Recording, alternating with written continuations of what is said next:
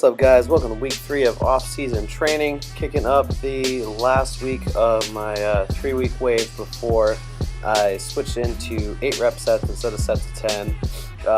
Had a really good bench session this day. This was my first week of not feeling any tightness, discomfort, or just kind of my groove being affected by tightness in my pec on the side that was torn. Was actually able to push some decent weights for what I've been doing. Ended up taking the close grip up to 280 for a set of 5, and I was really comfortable there. Hit some sets on the football bar, and that felt comfortable.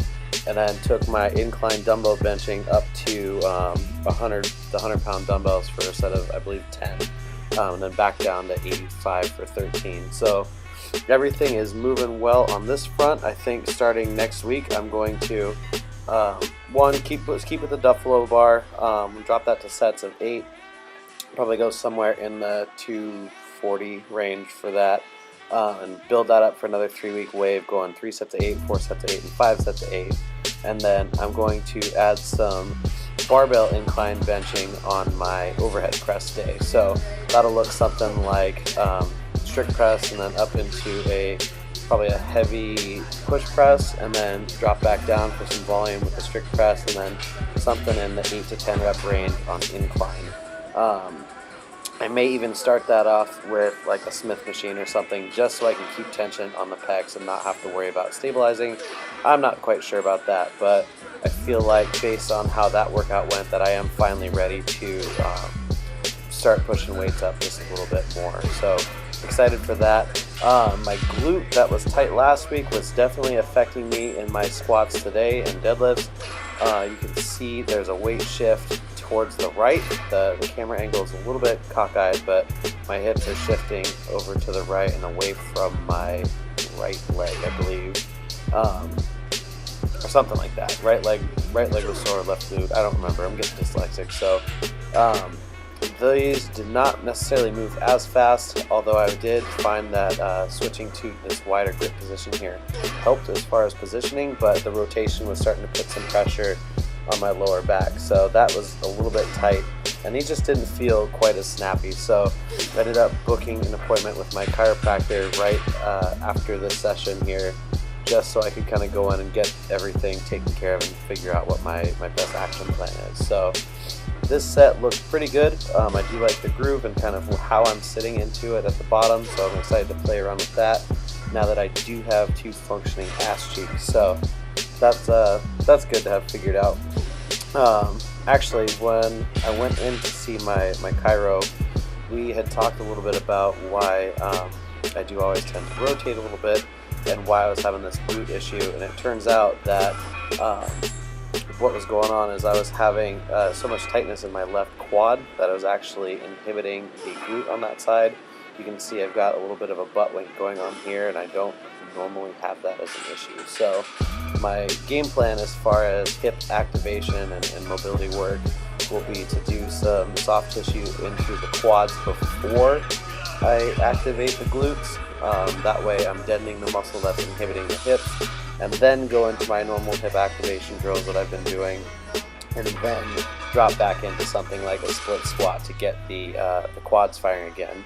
Because you can see even on these sets here, this happened on probably 3 of my deadlift sets, even, to where I couldn't get the bar to break off the floor on the first try, and I had to kind of fight myself into position. So I think it's a combination of the quad tightness shutting down the hips, and then also just the lack of good enough mobility to get into a better starting position. So I'll be paying a lot more attention to that over the next couple of weeks, and hopefully I can not have that issue happen anymore, because this made for a less than exciting lower body session here. So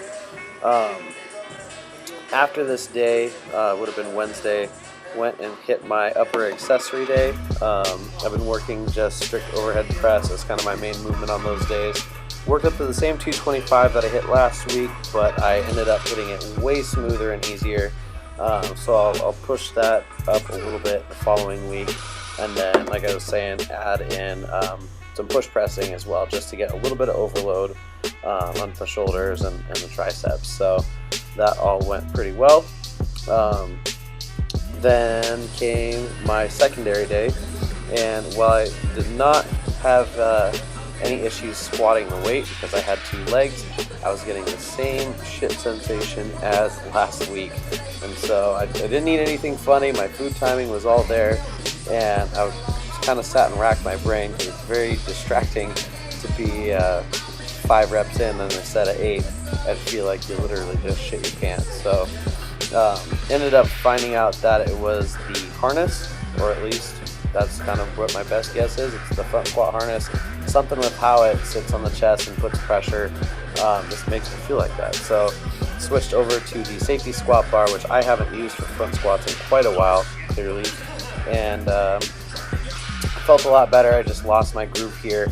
This is definitely less forgiving than with the front squat harness. So I think what I'll be doing is continuing to use this for the next few weeks, and then I'll also be bringing, moving the priority of front squats down just a little bit, since I do need to start bringing up my hip strength now, especially with what was happening with the inhibition between the quads and the glutes. So you'll see these probably alternating week to week. I haven't quite figured out how I'm going to organize that, but this is going to be more of an accessory movement instead of a main squat variation, and instead I'll be working something like the safety squat bar squat, high bar squat, pause squat, something along those lines. So I'm still kind of putting together how I'm going to modify things for that, but they'll be moved to more of like a bodybuilding style accessory movement. So something like a 5x5 or a 3x10 instead of being my main movement. So that brings us to the pulls, kind of in a similar fashion to what was going on before. My hip hinge pattern on some of these reps is just really bad. You can see me keeping the back locked in tight, and that's fine, and I was driving the hips forward to the bar pretty well, and over the course of the sets my positioning does definitely get better, but I was having to really focus on sitting back into the hips, and that was kind of a little bit more of a struggle than it normally is. So what I ended up doing is, instead of the RDLs that I've been using for the last few weeks, I threw a band around my waist and hooked it up to the rack that was behind me and did an RNT style deadlift.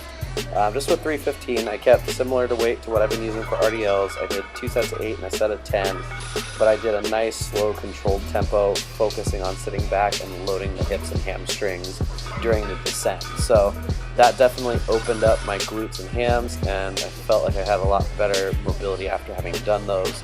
So I'll probably use some variation like that, or even use that to help cue my main deadlifts just for the next few weeks until I can get that cleaned up. So that is it. I hope you enjoyed the video. If you did, please like it and subscribe to my channel.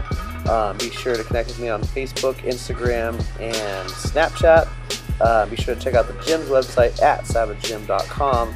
And if you haven't heard, Richard Hawthorne will be here on September 3rd for the Portland stop of the Laws of Lifting and Evolution seminar tour. So be sure to check out those details on any of my social media or on savagegym.com, and I will talk to you later.